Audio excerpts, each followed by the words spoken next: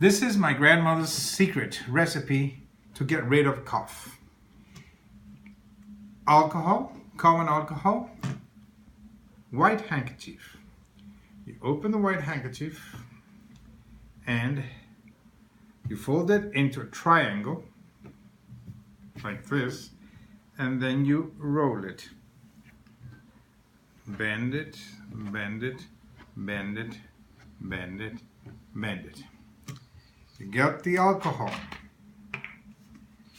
and where it's nice and straight, you wet it, you wet it, you wet it, you wet it a lot, until it starts dripping, nearly dripping.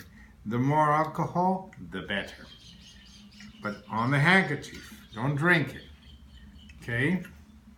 Once you have it nice and wet, on the wet side, you tie it with a double knot.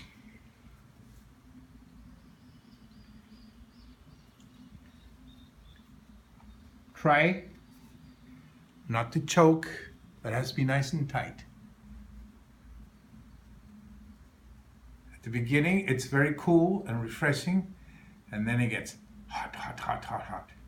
Leave it on when you go to sleep, and the cough will go away.